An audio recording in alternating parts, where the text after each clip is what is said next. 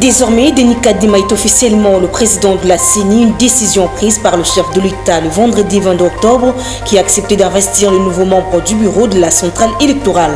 Et puis la CENCO dit être favorable à l'organisation des états généraux de l'EPST, question d'évaluer le système éducatif en ce qui concerne la grève des enseignants. Voilà tout pour les titres. Restez penchés pour le développement. Nouvelle édition du journal sur la chaîne de l'éducation. Madame, Messieurs, bienvenue. Je l'ai dit dans les titres lors de son adresse à la nation le vendredi 22 octobre dernier. Dans la soirée, le chef de l'État, Félix-Antoine Tshisekedi Tshilombo, a décidé d'investir les nouveaux membres du bureau de la CENI. Ainsi, Denis Kadima, contesté par la CENCO et l'ECC, devient officiellement président de la CENI. Suivez le président de la République dans un extrait choisi pour vous par Franck Wasanga. Congolaises, Congolais, mes chers compatriotes, depuis les accords de Sun City, les confessions religieuses ont la lourde tâche d'accompagner les processus électoraux dans notre pays, notamment par la désignation, entre autres, du président de la Commission électorale nationale indépendante, CENI en sigle, institution citoyenne appelée à organiser les élections dans notre pays. Aujourd'hui, je me réjouis donc que le processus de désignation des membres du bureau de la CENI de 2021 se soit déroulé de manière régulière, car en ce qui concerne notamment la désignation du président de la CENI, malgré le manque de consensus, une majorité claire s'est dégagée au profit d'un candidat, et ce conformément aux prescrits de la charte de la plateforme des confessions religieuses. De plus, non seulement l'entérinement des membres du bureau de la CENI a été régulièrement inscrit à l'ordre du jour de la plénière de l'Assemblée nationale, mais aussi 12 PV sur 15 attendus ont bien été reçus, examinés, entérinés par la Chambre basse. Ceci permettant ainsi au bureau d'atteindre le quorum requis pour pouvoir siéger valablement, ce qui n'était pas le cas en 2020. C'est ici l'occasion de féliciter le président de l'Assemblée nationale pour avoir donné plusieurs occasions aux confessions religieuses membres de la plateforme de se retrouver afin de dégager un compromis à défaut d'un consensus. Chers compatriotes, notre pays a résolument opté pour la démocratie compétitive. Celle-ci a ses règles qui veulent que l'on ait des gagnants et des perdants. Nous ne pouvons pas, après avoir choisi la compétition et les règles y afférentes, nous en soustraire. Nos divergences, loin d'être des faiblesses, sont plutôt l'illustration de notre vitalité démocratique. Au regard de tout ce qui précède, j'ai décidé de signer l'ordonnance désignant les membres du nouveau bureau de la CENI. J'exhorte vivement ces derniers à œuvrer pour l'organisation d'élections libres, démocratiques et transparentes dans les délais constitutionnels. Par ailleurs, nous avons bon espoir que les 3 délégués de l'opposition seront bientôt désignés pour rejoindre cette équipe et prendre toute leur place dans ce processus qui nous concerne tous, Congolaises et Congolais. Et puis à présent, veuillez suivre l'ordonnance qui a investi le nouveau membre du bureau de la Commission électorale nationale indépendante. Article 1er. Sont investis en qualité de membres de la Commission électorale nationale indépendante les personnes ci-après. 1. Messieurs Kadima, Kazadi, Denis. 2. Messieurs Ilanga, Lembo, bienvenue. 3. Madame Nseya Moulela, Patricia. 4. Messieurs Mouindo, Moulemberi, Vaoumawa, Paul. 5. Madame Birembano, Baloumé, Sylvie. 6. Messieurs Lipemba, Ikanga, Ndolo, Pascal. 7. Messieurs Boko, Matondo, Fabien. 8. Messieurs Ditou, Monizi, Blaise. 9. Messieurs Bimwala, Mampouya, Roger. 10. Madame Galula Joséphine. 11, Messieurs Bissambou Pangbe Gérard. 12, Madame Omokoko Asamoto Adine. Article 2, sont investis aux fonctions au regard de leur nom au sein du bureau de la Commission électorale nationale indépendante, les membres ci-après. 1. Messieurs Kadima Kiazadi Denis, président. 2. Messieurs Ilanga Lembo, bienvenue, premier vice-président. 3. Madame Nseya Moulela Patricia, rapporteur. 4. Messieurs Mouindo Moulemberi ou Mawa Paul, rapporteur adjoint. 5. Madame Birembano Baloumé Sylvie, questeur adjoint.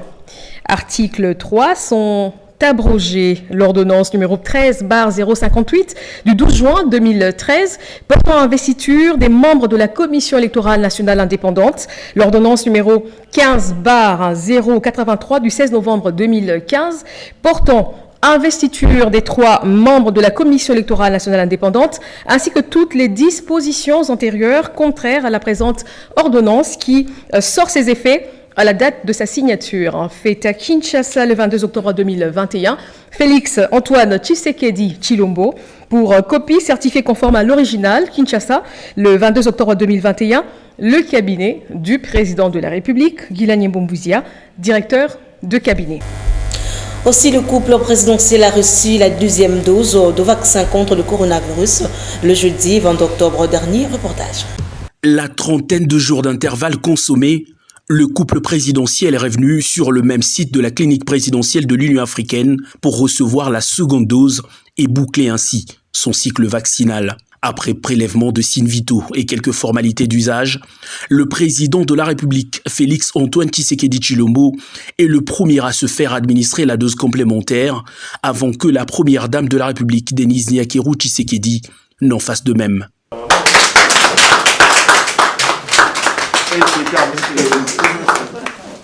La série d'injections terminée, le couple présidentiel a rejoint ensuite la salle d'attente pour le quart d'heure d'observation en respect du protocole sanitaire. Ordinaire que cela puisse paraître, ce geste posé par le couple présidentiel est d'une grande symbolique. Cette pandémie a ralenti l'économie mondiale et dans notre pays, nous en avons eu des répercussions. C'est parce que la production en a pris un coup à cause du fait que la circulation des biens et des personnes était devenue difficile. Donc en se vaccinant, on se protège et on peut travailler sans s'exposer à des risques d'attraper la maladie. Donc c'est très important de se faire vacciner. Sur les champs, le chef de l'État et son épouse ont reçu leur passe sanitaire, comme certains Congolais bien qu'encore minoritaires qui sont déjà passés par les centres de vaccination. D'où cet appel pressant du président de la République. Encore une fois, j'insiste, chers compatriotes, faites-vous vacciner, c'est très important. Pour stopper la chaîne de contamination, renforcer son système immunitaire et mettre fin à la pandémie du coronavirus, une vaccination complète est désormais indispensable. À ce jour, le pays a ouvert plusieurs centres de vaccination dans différents coins, avec de vaccins certifiés par de laboratoires de renom. Pfizer, Moderna ou Johnson & Johnson, à chacun son choix. Toutefois, tous les vaccins se valent. Cette fois-ci, à la Chambre haute du Parlement, Modesto Bahati, son président, a rendu une visite à l'ancien président du Sénat, Léon Kengo Adondo, le vendredi 20 octobre dernier. Les deux personnalités ont échangé sur la situation politique du pays. Suivez les tour à tour. Nous avons parlé d'abord de la marche du pays. Nous avons ensuite abordé le problème qui me concerne personnellement. Et nous avons terminé par nous saluer.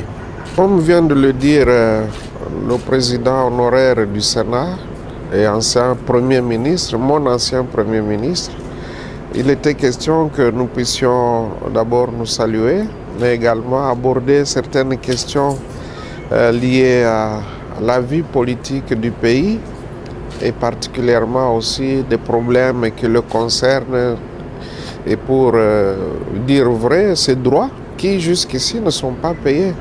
Et donc, en tant qu'ancien Premier ministre et en tant qu'ancien président du Sénat, il a des droits qui sont reconnus par la loi, mais qui ne sont pas encore liquidés.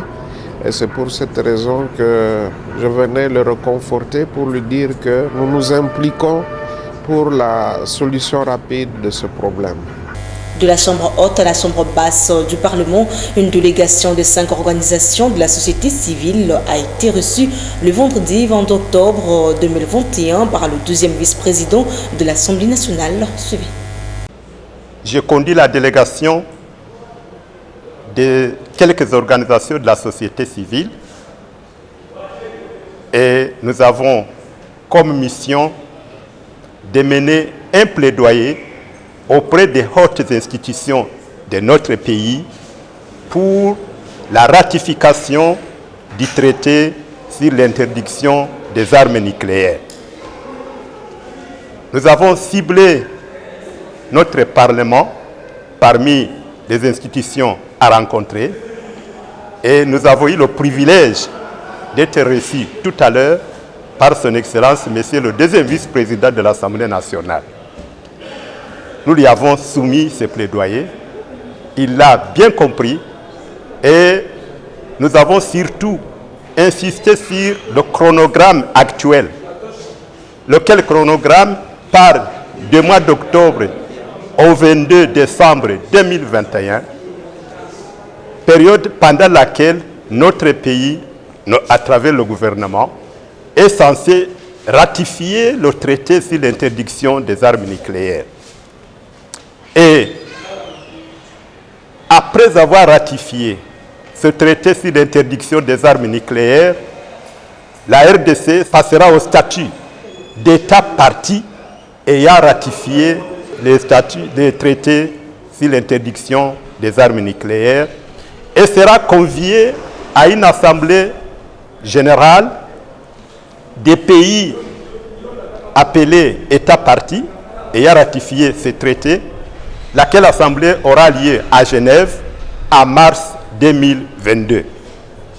Notre souci le plus ardent, c'est que notre pays puisse participer en tant qu'État partie à cette assemblée de Genève en mars 2022. Ce traité a comme objectif ultime la paix et la sécurité internationale. La RDC sera considérée d'abord comme un des grands acteurs de la paix et de la sécurité internationale. Et du point de vue diplomatique, la RDC sera parmi les 56 États partis actuellement ayant ratifié ce traité. Diplomatiquement, il y a une valeur ajoutée parce que la RDC va influencer les décisions des États partis ayant ratifié le traité sur l'interdiction des armes nucléaires. L'actualité, c'est aussi grave des enseignants des écoles catholiques. La CENCO est favorable à l'organisation des états généraux de l'enseignement primaire, secondaire et technique pour évaluer sans complaisance le système éducatif. Suivez l'abbé Donatien Cholet dont ses propos recueillis par Chanel Pessou. Jusqu'au moment de la rentrée scolaire 2021-2022, en ce mois d'octobre, la CENCO a constaté qu'aucune de ces recommandations n'a été suffisamment prise en compte par le gouvernement. Il est clair que la situation qui prévaut actuellement dans les écoles conventionnées catholiques relève uniquement de la responsabilité du gouvernement et non des enseignants des écoles conventionnées catholiques.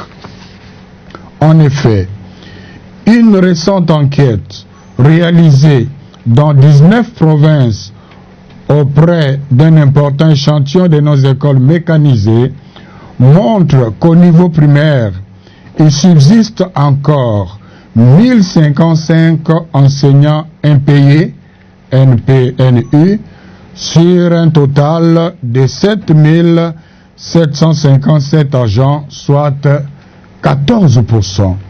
Et au niveau secondaire, on relève 2306 enseignants impayés, NPNU, sur un total de 6781 agents, soit 34%. Extrapolé à toutes les écoles, cela fera un nombre très important de NP et de NU. La gratuité est un droit constitutionnel. Pour la SENCO, elle est donc irréversible et non négociable. Mais seulement, cela n'est possible que si les réformes nécessaires se mettent en place et les moyens financiers conséquents les accompagnent. Il est hors question que la gratuité de l'enseignement de base repose sur l'exploitation des enseignants. Il est urgent que le gouvernement se penche sur toutes les questions de fond soulevées, aussi bien par la politique et la gratuité que par le processus global de gouvernance du secteur éducatif. C'est une priorité et une urgence pour l'avenir de notre jeunesse. L'organisation des états généraux de l'enseignement primaire, secondaire et technique pour évaluer sans complaisance notre système éducatif offrirait un cadre idéal pour cela. Aussi, au cours d'une réunion tenue à Kinshasa le vendredi 20 octobre dernier, l'intersyndicale de l'enseignement primaire, secondaire et technique annonce la reprise de ce lundi 25 octobre des travaux de la commission paritaire gouvernement-banque syndicale suspendue le 30 septembre dernier. Je vous invite à suivre la lecture de ces communiqués avec leur porte-parole Godefroid Matondo dans cet extrait choisi pour vous par Jeanne Pes une fois de plus. L'intersyndicale des syndicats des enseignants de l'enseignement primaire, secondaire et technique informe tous les enseignants que les travaux de la commission paritaire suspendus en date du 30 septembre 2021 reprendront ce lundi 25 octobre 2021. Par ailleurs, après la réunion du Conseil des ministres présidée par le chef de l'État, Son Excellence Félix-Antoine Tshisekedi Tshilombo, le vendredi 15 octobre 2021, avait instruit le gouvernement de relancer les pourparlers avec le syndicat de l'EPST. Sur ce, l'intersyndicale des syndicats des enseignants de l'EPST tient à fixer l'opinion tant nationale qu'internationale que l'arrêté interministériel vient d'être signé effectivement par tous les 4 ministres, fonction publique, budget, EPST et finances, en date du 20 octobre 2021, lesquels portent création du Conseil permanent du dialogue social entre le gouvernement de la République et les bancs syndicales de l'EPST. À cet effet, l'intersyndicale demande à tous les enseignants de la République de continuer à vaquer à leurs occupations habituelles tout au long de ces assises, afin que celles-ci se déroulent en toute sérénité. Enfin, les accords qui seront dégagés de ces négociations doivent être appliqués en toute bonne foi en vue de mettre définitivement fin au malaise qui s'est installé dans le milieu éducatif du sous-secteur de l'enseignement primaire, secondaire et technique. Et à la primature, le Premier ministre Sama Lukonde King a échangé avec la représentante spéciale du secrétaire général de l'ONU chargée de la question des violences sexuelles commises en période des conflits suivis. Écoutez, j'ai félicité le Premier ministre pour la volonté politique qu'il démontre par rapport à la lutte contre les violences sexuelles à l'égard des femmes. Nous avons fait un tour d'horizon, nous avons évoqué les conclusions de la table ronde d'aujourd'hui et je lui ai réitéré le soutien entier des Nations Unies, du système des Nations Unies, en particulier tout ce qui est soutien de mon bureau en termes de soutien technique pour la rédaction des lois, y compris la loi portant sur les réparations et la création d'un Fonds national de réparation. Et nous avons aussi évoqué la question des services holistiques qui sont nécessaires pour les victimes de violences sexuelles. Certainement, mon bureau va faire le plaidoyer auprès de la communauté internationale pour que le fonds soit approvisionné. Donc déjà, ça a été annoncé hier par le ministre des Droits humains.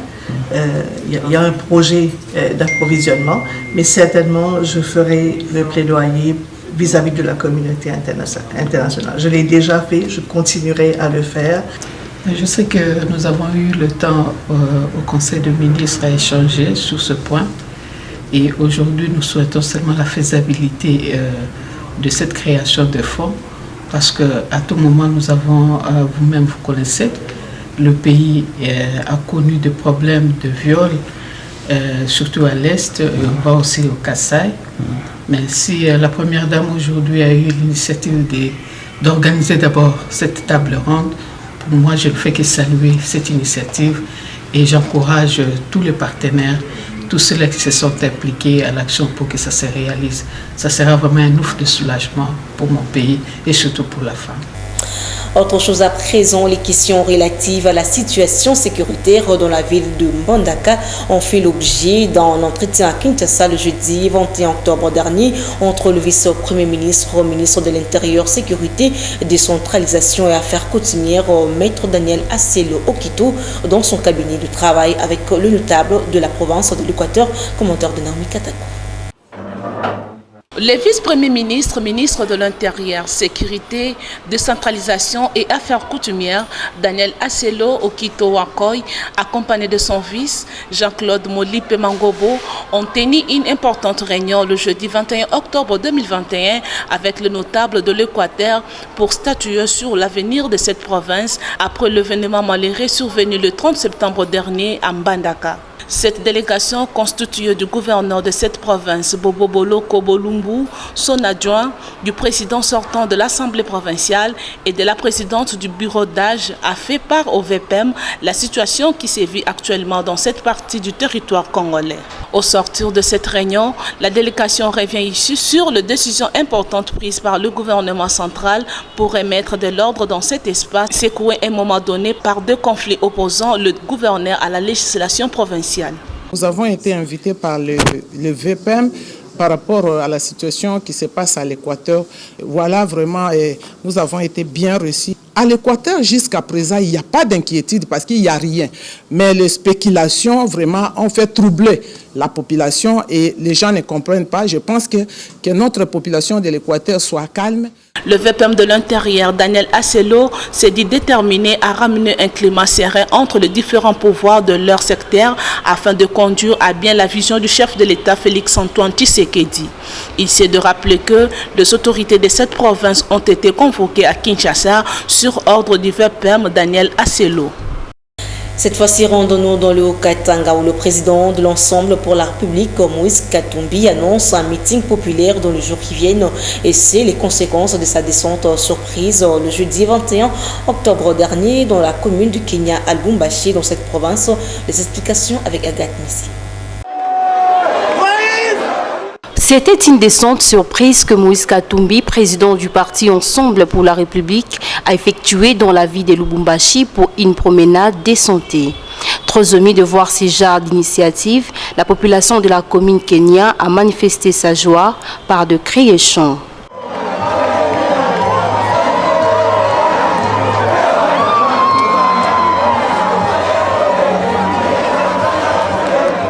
Profitant de l'occasion, Moïse Katumbi a demandé à la foule d'observer une minute de silence en mémoire de Kyungu Wakumwanza et est revenu sur quelques sujets politiques de l'ère.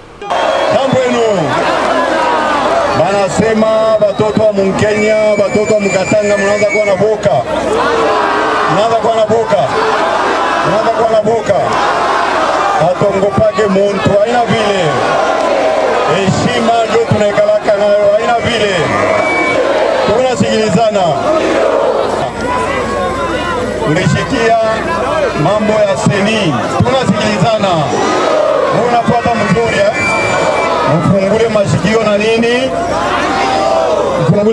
na nini, tunasikilizana, hatutafute fujo mumukini hata hii moya, haipaswi kuchokoza bantu, hapana, tunasikilizana, bali watatuchokoza watatufua nini?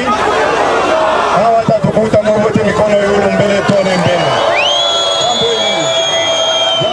Rappelons que ce passage de Moïse Katumbi dans cette ville n'a pas été annoncé, ni banderole affichée et même pas un drapeau. Et pour clore ce journal parlant société, les habitants de la commune de Kalamou semblent être inquiets suite aux travaux de réhabilitation qui s'effectuent sur l'avenue Victoire pour cause de la malgérance des exécutions de plusieurs travaux inachevés dans différents coins du pays qui ne sont pas à leur avantage, constat de nos stagiaires de l'URK. Les travaux de réhabilitation qui s'effectuent sur l'avenue Victoire dans la commune du Kalamou ont été salués par bon nombre des usagers, mais déplorent plutôt plusieurs des travaux inachevés lancés par le gouvernement dans les différents coins de la capitale sans aucune suite favorable, entraînant ainsi des embouteillages et rendant la circulation difficile. D'où ces derniers interpellent le gouvernement à bien jouer son rôle. Embouteillage et bandaki des tongo, si pourquoi tant aussi qu'on banzela. Nzela pour population sikoyo aleka akolekela wapi pour subitement ba misala nyonso tout balancer ngo na mbala moko so totali na entrée ya Kimwenza Victoire bakangi nzela ya kokotela kuna ezate pour ba kende université pour ba kende Kimwenza to suki wana te ba yeli susu na antenne na biso ya maya Kalamu awa na kauka batimboli donc bango mpona kotimbola bazana makasi bazalaka meme rapidement na kosala nini ya kosisa misala na bango. Donc tomoni baosala lancement ya travaux ebandisi wa depuis hier babandaki kuna na kwa ya kote Kimwenza basisi te babandaki su kuna kote ya nini ya Kapela Kimwenza basisi te baisi organiser su à poste université oui, depuis hier. Ici, bandit à l'autre. Mais toujours comprendre que juste les missions ont été amendées. On a reçu un gouvernement. Avec une initiative bien mais bateau a fait ça va chantier, bateau a fait ça va misala, bateau aussi ça m'a bon. Toujours comprendre est-ce que le gouvernement a financé bien est-ce que bateau ne va ça encore le gouvernement ça encore juste la population de comprendre. Il faut dire que ce travaux rentre dans le cadre du projet Zéro Trou, une initiative du gouvernement sur l'instruction du chef de l'État, pilotée par le ministère des ITPR sur fonds propres du Trésor public. Vous avez certainement compris que ce journal a touché à sa fin, donc voici le rappel du titre. Désormais, Denis Kadima est officiellement le président de la CENI, une décision prise par le chef de l'État le vendredi 20 octobre qui a accepté d'investir le nouveau membre du bureau de la centrale électorale.